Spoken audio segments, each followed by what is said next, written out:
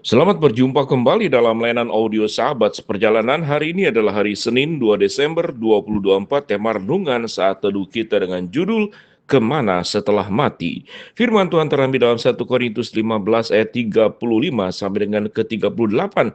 Tetapi mungkin ada orang yang bertanya, bagaimanakah orang mati dibangkitkan, dan dengan tubuh apakah mereka akan datang kembali? Hai orang bodoh, apa yang kau sendiri taburkan tidak akan tumbuh dan hidup kalau ia tidak mati dahulu. Dan apa yang kau taburkan bukanlah tubuh tanaman yang akan tumbuh, tetapi biji yang tidak berkulit, umpamanya biji gandum atau biji lain.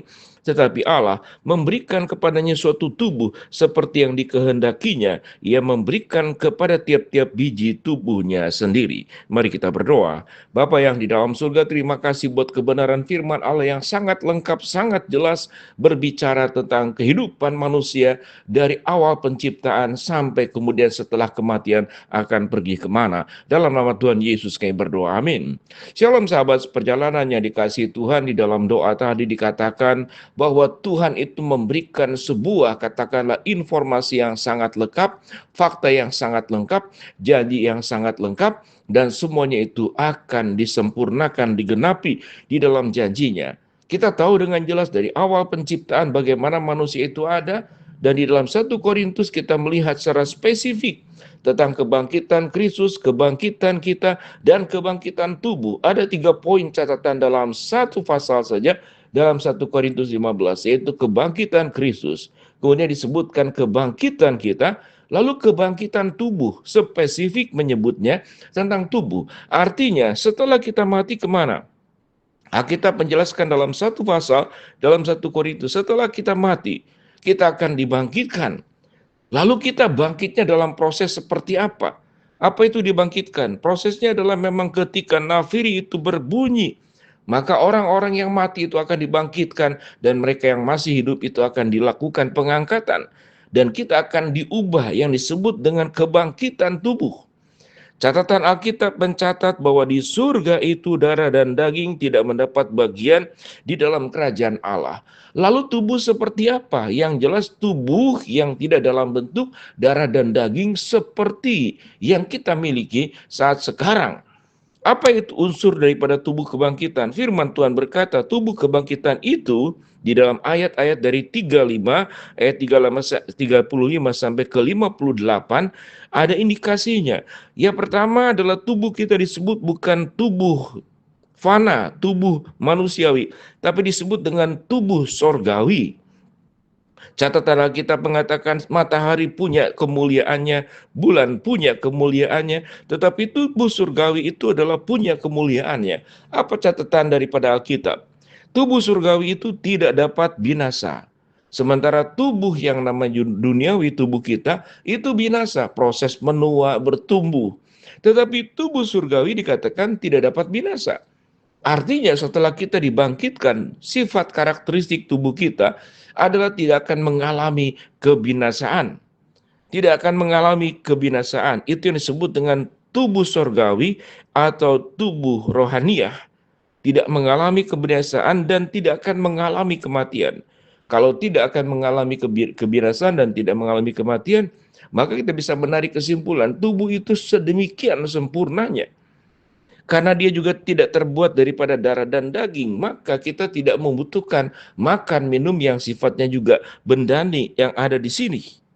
Itu bagian firman Tuhan yang menyebut seperti demikian. Kemudian dikatakan tubuh sorgawi atau tubuh rohania itu adalah dia punya kekuatan dan tidak punya kelemahan-kelemahan seperti yang dialami oleh setiap kita masing-masing.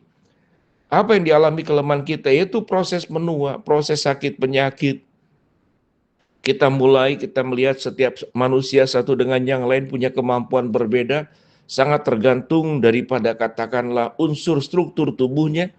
Ada bangsa tertentu yang badannya tinggi, ada yang badannya biasa saja, ada yang pendek, ada yang punya kemampuan berlari, ada yang punya kemampuan berbeda satu dengan yang lain.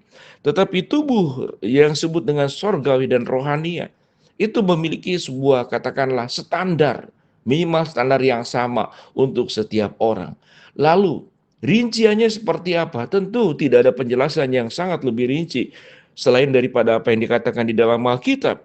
Alkitab mengatakan bahwa kalau tubuh jasmani, tubuh dunia itu terdiri darah dan daging, dan darah dan daging dikatakan tidak akan menjadi bagian di dalam kerajaan Allah.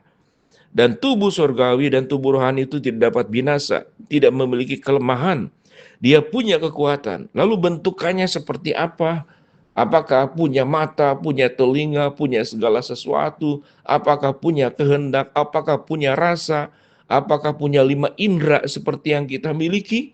Kalau catatan-catatan itu sedemikian rinci dijelaskan, maka betapa tebalnya Alkitab. Maka Alkitab hanya menjelaskan bagian-bagian yang sangat esensi saja. Yang jelas tubuh sorgawi, tubuh rohania adalah sebuah tubuh yang kudus, yang benar, yang tidak akan berbuat dosa, yang hidupnya dipelihara oleh Allah, yang tidak mengalami kelemahan, yang tidak akan mengalami kematian. Dan kemudian yang dia di dalam dirinya punya unsur kekuatan-kekuatan yang Tuhan sediakan.